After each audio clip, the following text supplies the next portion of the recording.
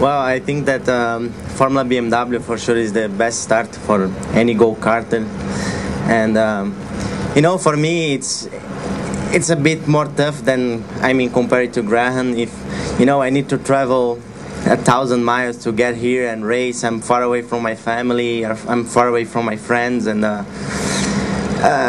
it's been really tough to live here. Especially, but my mom is here with me. She supports me like all the time, so it's not that bad. But I'm really looking forward to come back to Brazil in the end of the year and do the last race there. It's my first opportunity to race in my hometown, because after go-karts I went off of Brazil, so I was always here in USA and Canada racing everywhere, but not in my hometown. So probably it's gonna be a nice opportunity, and I want to get there like with the chance to win the championship, and it's gonna be really nice if I can do it. No doubt, no doubt. And I think you definitely have the potential. I guess one of the questions I want to ask you is, obviously there's so much racing internationally. There's 2 other Formula BMW programs. Why did you choose to participate in the Americas program? I think that first of all, here you expend money in dollars, not in euros. So it's a good beginning. But here the competition is like in the same level as in Europe. I've been there doing a race, and it's pretty much the same. I'm going back to Hockenheim, and I'm gonna do a race there in July. And here it's really competitive. I think that USA is a nice country to live, and that's why I chose here. And also because in 2006, when I won the scholarship, I was supposed to race here in USA, not in Europe. So but I'm really happy to race here and have this opportunity, and also to be a BMW Junior again this year. Great, and and I can tell you, this is a young man to watch. If you come up to Mid-Ohio, hopefully he's going to do the same results he had at Montreal, and at the end of the year, hopefully those results are up there. Before we turn them loose, a few extra things. We do also have a World Final event. This year it'll be held in November. This will be the 3rd annual World Series event for Formula BMW, where anyone who participates in the program is allowed to come and participate in the World Final.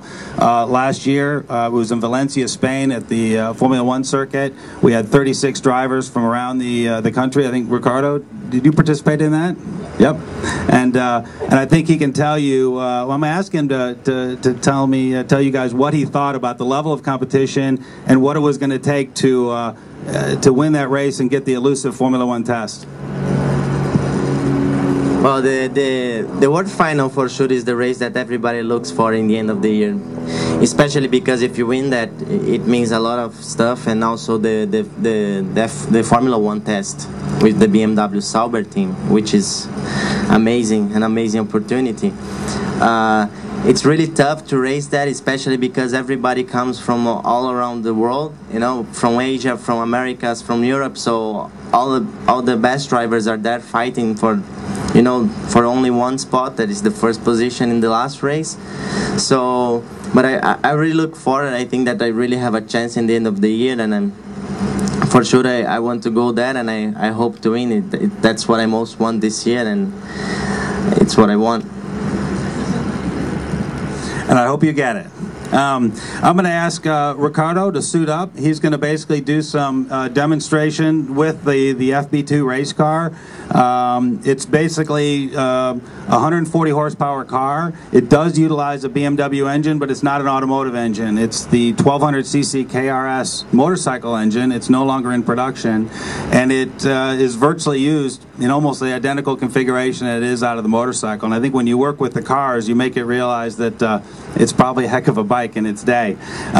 It uses a slightly different exhaust system and a slightly different ECU or engine control box, because the car runs at a much higher RPM than you'd normally see on a motorcycle on the street.